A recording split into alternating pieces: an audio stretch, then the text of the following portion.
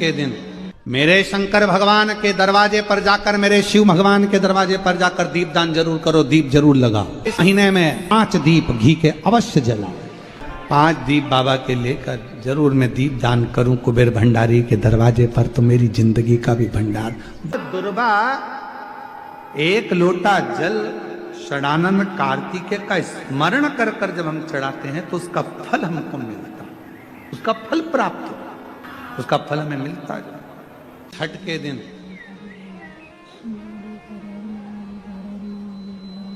चाहे अंधेरी की छठ हो, चाहे उजाले की छठ हो, किसी भी छठ के दिन अगर षडानंद कार्तिकेय जी महाराज का नाम लेकर 6 बेलपत्र और उस 6 बेलपत्र पर 6 दुर्वा,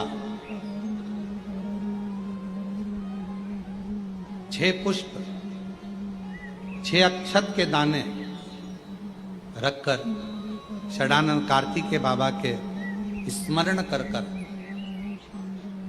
शिवलिंग की जो जलाधारी है, उस जलाधारी पर जहां अशोक सुंदरी का स्थान है, उसी के पास में कार्तिकेय जी का स्थान है। किसी भी छठ पर यदि आप बाबा को वो बेलपत्र, वो दुर्वा, वो पुष्प, वो अक्षत का दाना 6 समर्पित करते हैं, किसी भी छठ के दिन, षष्ठी के दिन स्कंद भगवान का नाम लेकर, स्कंदेश्वर बाबा का नाम लेकर, कार्तिकेय बाबा का नाम लेकर यदि समर्पित करते हैं तो जिंदगी में कितना भी कर्जा हो, वो कर्जा 3 महीने के अंदर समाप्त होता ही है। कितना भी कर्जा, साथ में आपका परिश्रम, साथ में आपकी मेहनत और आपकी दृढ़ता, पूर्ण ऊर्जा के साथ में शिव महापुराण की कथा कहती है। 6 बेलपत्र, 6 पुष्प, 6 दुर्वा, 6 चावल के दाने और साथ में अपना परिश्रम पूर्ण करो। छठ के दिन स्कंद भगवान का नाम लेकर, स्कंदेश्वर का नाम लेकर भगवान शंकर के जलाधारी पर समर्पित करो, शिव जी से प्रार्थना करो और अपनी मेहनत को 4 चांद लगाओ। कर्जा चूकेगा जरूर, समाप्त करो। बिना प्रैक्टिकल के मत रहना। में लगे 15 दिन हो गए, घर में आवक नहीं है, परेशानी चल रही है। अपने ही घर में जो भी पौधा हो, जो भी पौधा, उस पौधे की मिट्टी को थोड़ा सा उठाओ, पार्थिव शिवलिंग बनाओ, उस पे जल चढ़ाओ, पूजन करो, दीप लगाकर प्रार्थना कर कर उसी का थोड़ा सा जल अपने दरवाजे पर लगाओ और बाद में पार्थिव शिवलिंग को वहीं पर उसी गमले में ही विसर्जन कर दो।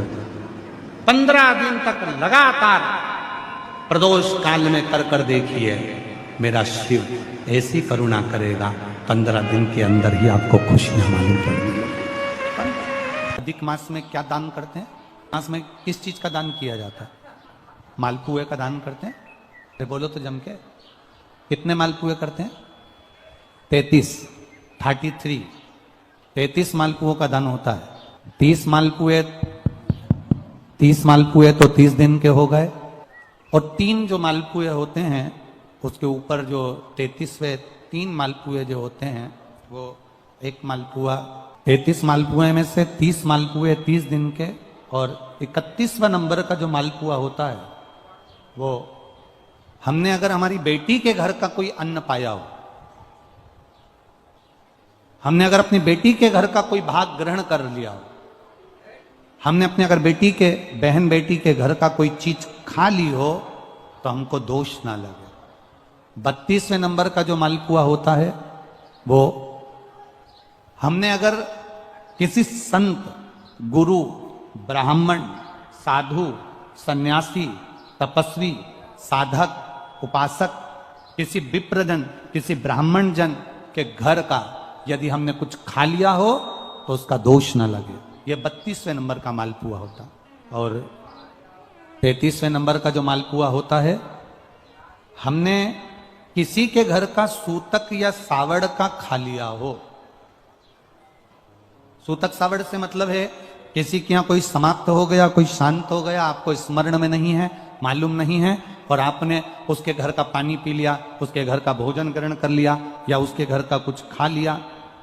हमने अगर कुछ खाया हो कोई के यहाँ शांत हो गए, कोई के यहाँ समाप्त हो गए, और उसके घर का यदि हमने कुछ पा लिया, कुछ पानी पी लिया सूतक का, तो उसका दोष न लगे। और यदि सावड़ में, सावड़ से मतलब है कि घर में बच्चा हुआ, संतान हुई, बेटा बेटी हो गए, बच्चे हो गए, और उनके यहाँ सावड़ लगी हुई थी, इतने दिन का उनके यहाँ पर सावड़ था, उसके घर का यदि हमने अन्न खा लिया या पानी पी लिया या हमने कुछ ग्रहण कर लिया तो दोष ना लगे। इसलिए हमारे सनातन धर्म में 33 मालपुओं का वर्णन है, 30 दिन के तो वो और 3 वो। अब एक बात, जिस अशोक सुंदरी का मात्र स्पर्श कर लेने पर अखंड सौभाग्य हो जाता है, जिस अशोक सुंदरी का मात्र स्पर्श कर लेने पर बेटियों के जीवन के रोग समाप्त हो जाते हैं। मेरी जीजियों, आप लोग अगर शंकर जी के मंदिर में जाती हो, शिवलिंग पर जल चढ़ाती हो, वो जल जो बहकर नीचे की ओर जाता है, सामने राइट में गणेश, लेफ्ट में कार्तिक, बीच में एक मोटी सी लाइन होती है जहां से पानी बहकर जाता है। ये जो मोटी सी जो लाइन है, ये अशोक सुंदरी का स्थान है। जब बेटी दुखी होती है, तकलीफ में होती है, जब मेरी बहनें कोई कष्ट में होती है, शिव जी को जल चढ़ाकर यहाँ अपनी हथेली को रखकर उससे प्रार्थना करती है, मैं भी तेरी बहन हूं, तू बाबा से बोलना कि मेरा दुख समाप्त कर दे। और अशोक सुंदरी उस हाथ के स्पर्श को पाकर शिव जी से कहकर उसके दुख को मिटवा देती है। वो अशोक सुंदरी, वो आन शंकर पर हम जल चढ़ाते हैं और जल चढ़ा हुआ हमारे घर के अंदर आता है। चढ़ा हुआ जल जब हमारे दरवाजे पर छीटा जाता है, दरवाजे की चौखट पर जब हम उसे छीटते हैं, तो कुछ बुरा यदि आने वाला होता है तो वो 10 से 12 दिन तक, 14 दिन तक प्रवेश नहीं करता, वो दूर हट जाता। शिव के मंदिर में कभी भी जाओ, तुम्हारा बेटा कोई नीट का एग्जाम दे रहा है, कोई कंपटीशन एग्जाम दे रहा है, तुम्हारी बेटी कोई परीक्षा दे रही है, तुम्हारा बच्चा, बेटा बेटी, पति पत्नी, कोई भी कोई एग्जाम में बैठने का प्रयास कर रहा है, पहले तो उससे कहो कि अपनी मेहनत 4 गुना कर, खूब पढ़, परिश्रम 4 गुना कर। और मान लो 5-6 बार दे चुका, 2-4 साल हो गए, 5 साल हो गए, तो फिर उससे कहो शंकर के मंदिर में 7 दुर्वा लेकर जाओ। कितनी दुर्वा? यहां क्या बोलते हैं झारखंड में? दुर्वा कि दूब बोलते हैं? दुर्वा, 7 दुर्वा शिव के मंदिर में लेकर के, जब जल का पात्र साथ में, 7 दुर्वा को नीचे की ओर रखो हथेली पर, जल का पात्र हाथ में लेकर भगवान देवाधिदेव महादेव को जल समर्पित करो। 7 दुर्वा में से 6 दुर्वा षडानंद कार्तिकेय जी को समर्पित कर दो, 1 दुर्वा भगवान शंकर के शिवलिंग पर चढ़ा दो। अपने हाथ की 3 उंगलियां शिवलिंग का स्पर्श करो और अपनी कामना कहकर, बाबा बहुत एग्जाम दे चुका हूं, बेटा बेटी ने बहुत परीक्षा दी है, हो नहीं रहा बाबा, अब आपके भरोसे है, बाबा को विनय करो, शिव जी पे चढ़ी हुई बेलपत्र दुर्वा वापिस लेकर आओ। जिस बच्चा जब एग्जाम के लिए जाए, परीक्षा देने के लिए जाए, उस दिन वो दुर्वा को अपने मस्तक पर प्रणाम कर कर, नमन कर कर, षडानंद कार्तिकेय का स्मरण कर कर फिर एग्जाम के लिए जाए। पढ़ाई अच्छी करना, दिल से करना, मेहनत ज्यादा करना, और एक बार ये प्रयोग कर कर देखना, मेरा षडानंद कार्तिकेय सफलता जरूर प्रदान करे। 6 मुख से षडानंद कार्तिकेय जी का जो वर्णन हमारे शिव महापुराण में किया गया है, स्कंद पुराण में किया गया है, षडानंद कार्तिकेय जी फल शीघ्र प्रदान करते हैं। शीघ्र प्रयास करा, कोई एकांत में शिवलिंग हो, अपने घर से 2 लोटा जल भरकर ले गए, जब घर से लोटा भरकर जल लेकर जाओ तो घड़े पर घड़ा रखो, अर्थात जैसे एक घड़ा है, उस घड़े पर दूसरा, मतलब एक लोटे पर दूसरा लोटा भरकर लेकर जाना। 5 दुर्वा, 5 बेलपत्र, 5 चावल के दाने, 5 कनेर के पुष्प, जो एकांत में शिवलिंग होता है वहां लेकर जाना चाहिए।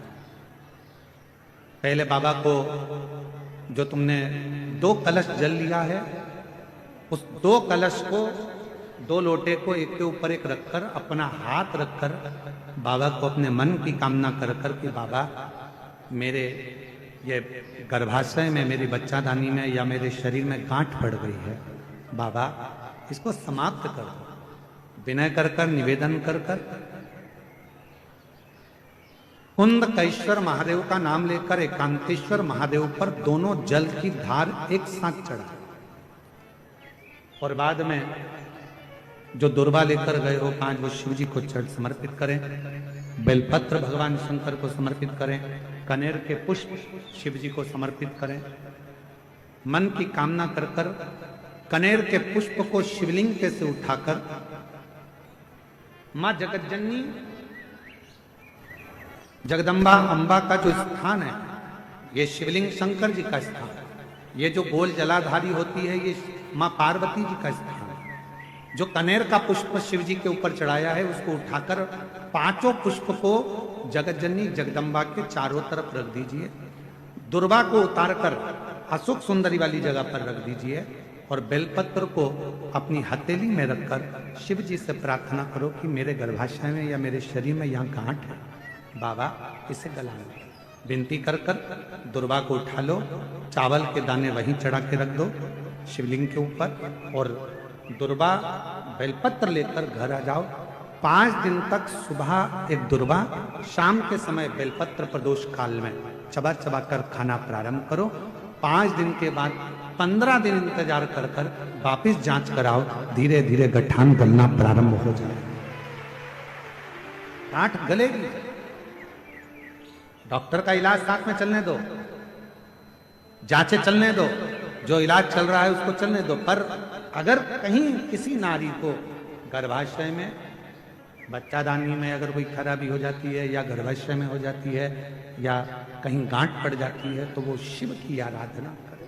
साधना देसी गाय का घृत थोड़ा सा हाथ में लगाकर, भले 1 चम्मच ना हो, 1 कटोरी ना हो, आधी चम्मच भी ना हो तो 2 आधी चम्मच ना हो तो 2 बूंद ना हो तो 1। ऐसा नहीं बताया तुमको बदला लेने का, आज हम तुमको बदला लेने का उपाय बताते हैं कि बदला कैसे लेते हैं। ठीक है, अगर कोई तुम्हारा बुरा करे, कोई तुम्हें अपशब्द कहे, कोई तुम्हें गाली दे, ताना दे, आड़ा टेढ़ा काम करे और तुम्हें उससे बदला लेना है तो कैसे लोगे, कैसे बदला लोगे? आज हम तुमको, अभी तक हमने ये उपाय नहीं बताया था, आज बता देते हैं कि किसी व्यक्ति से अगर बदला लेना है तो कैसे लेना है। तो एक काम करना, उस व्यक्ति से अगर बदला लेना है तो 1 लोटा जल भरना, शंकर के मंदिर में जाना और दिल से कह देना मैंने उसको माफ कर दिया, उसको माफ कर दिया। उसने मुझे गाली दी, उसने मुझे अपशब्द कहा करा, उसने मेरा बुरा चाहा, पर शंकर के मंदिर में 1 लोटा जल चढ़ाकर कहना जिसने मेरे साथ बुरा करा बाबा मैंने उसको माफ कर दिया, पर मेरे बाबा जल इसलिए चढ़ा रही हूं, एक समय ऐसा लाकर खड़ा करना, मुझे इतनी उन्नति की सीढ़ी पर चढ़ा देना, जिसने मुझे गाली दी है एक दिन वो मुझसे मिलने के लिए तरसे, वो समय लाकर रखना, वो समय लाकर रखना बाबा।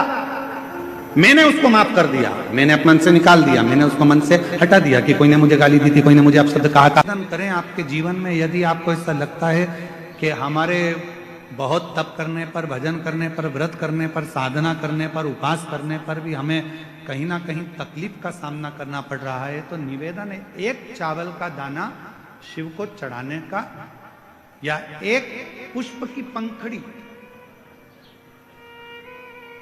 और बन सके आपकी जिंदगी में अगर आप बना सकते हो और कर सकते हो तो मालूम पड़े, अगर 1 चावल का दाना नहीं चढ़ा सकते, जल नहीं चढ़ा सकते, तो 1 शमी का पत्र भी अगर आप शिव को समर्पित कर रहे हो तो शिव उसको स्वीकार करो। पत्री के मध्य पत्ती और ये 2 पत्ती है, इस पत्ती के बीच की जो जगह होती है वहां यदि पीला चंदन और 1 चावल का दाना लेकर हरीश्वर महादेव का नाम लेकर शंकर के शिवलिंग पर प्रदोष के दिन अगर चढ़ा देते हैं तो वो बेटा बेटी जिस एग्जाम को दे रहा होता है अच्छी मेहनत के साथ, लगन के साथ, तो निश्चित है वो उसमें सफलता पाता जरूर है।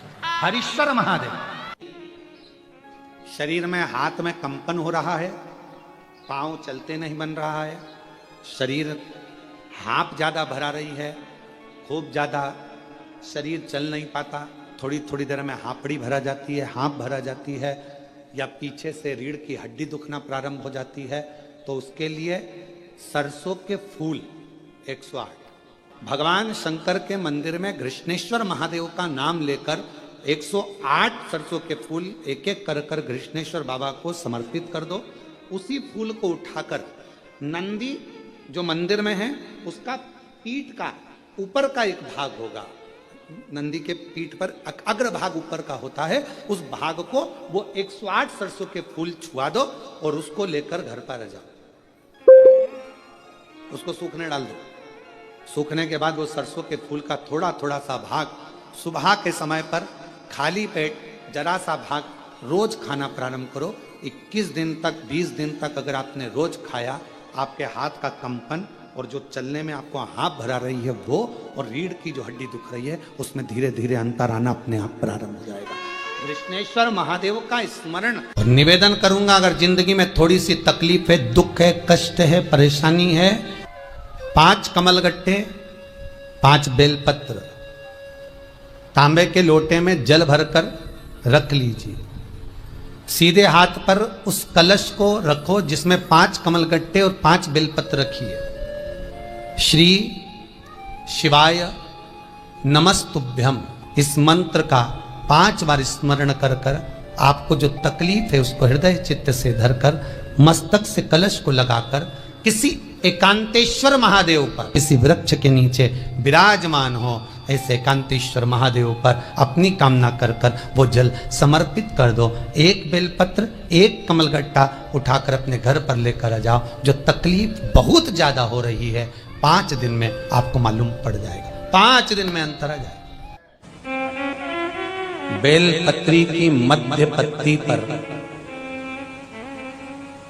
बेलपत्री की बीच की पत्ती पर लगाया हुआ चंदन और पत्ती के 3 पत्तियों का जहां पर मिलन हुआ है उस जगह पर लगाया हुआ शहद शिव को जब चढ़ाया जाता है तो वो भाग्य की बेकार रेखा को भी बदल देता है। वो साधारण नहीं है। बहुत चिंता व्याप रही है, बहुत चिंता में ग्रसित हो। हल्दी का लेपन जलाधारी पर करिए।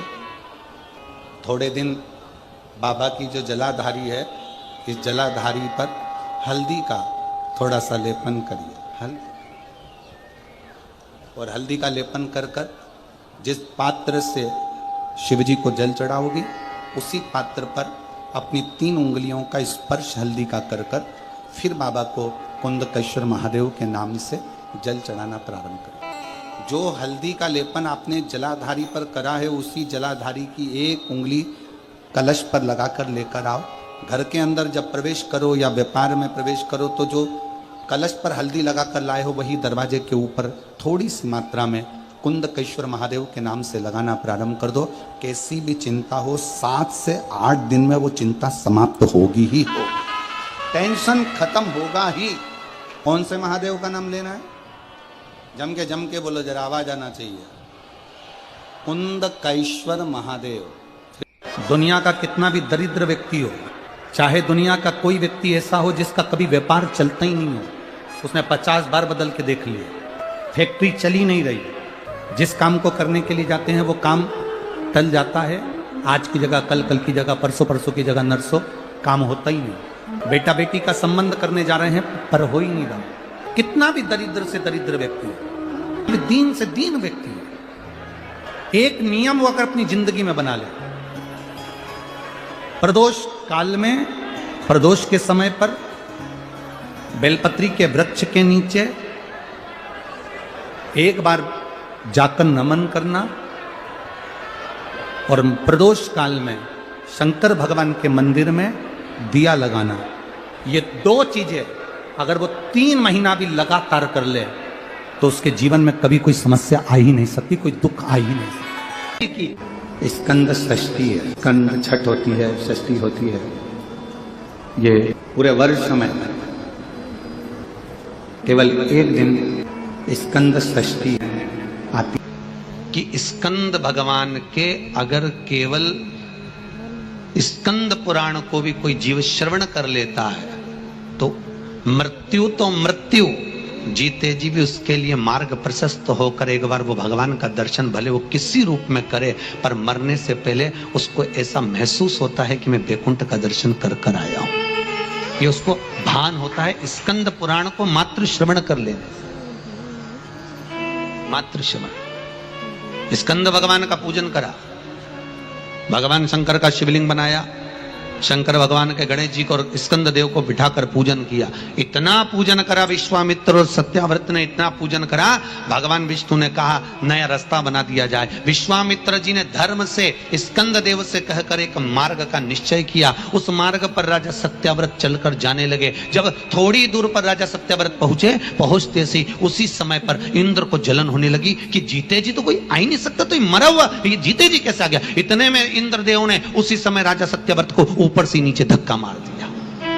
धक्का दिया, राजा सत्याव्रत नीचे आ गया। वैकुंठ के मार्ग से धक्का देकर राजा सत्याव्रत को नीचे फेंक दिया। राजा सत्याव्रत ने विश्वामित्र जी से कहा मेरा तप, मेरी साधना और स्कंद देव ने मुझे मार्ग दिया, इसके बाद भी इसने नीचे क्यों फेंका मैं नहीं जानता, पर तू चिंता मत कर। विश्वामित्र जी ने कहा फिर स्कंद देव की पूजन कर। महाराज एक बेलपत्री एक तुलसी, एक बेलपत्री एक तुलसी, एक बेलपत्री एक तुलसी स्कंद देव को चढ़ाया गया। और जब बेलपत्र और तुलसा चढ़ाया गया स्कंद देव प्रसन्न हो गए महाराज। और प्रसन्न होकर कहा, भगवान नारायण को याद किया। भगवान विष्णु ने कहा मांगिए क्या चाहिए। स्कंद देव ने कहा एक काम करो, वैकुंठ तो दुनिया जाती है, इनके लिए अलग वैकुंठ का निर्माण करा जाए, अलग से वैकुंठ बनाया जाए। वैकुंठ लोक और मृत्यु लोक के बीच में एक वैकुंठ बना दिया गया और उस वैकुंठ पर मार्ग प्रशस्त करा सत्याव्रत के लिए। जब राजा सत्याव्रत के लिए मार्ग प्रशस्त करा तब भगवान विश्वामित्र को लगा कि वैकुंठ तो हवा में टंग रहा है, कहीं वापिस सत्याव्रत ऊपर चढ़ा और नीचे गिर गया तो करा क्या जाए। तब भगवान विश्वामित्र जी ने उसी समय पर एक बड़ा सा खंबा ले जाकर उस वैकुंठ में लगाया। खंबे को लगाया, सत्याव्रत ऊपर गया।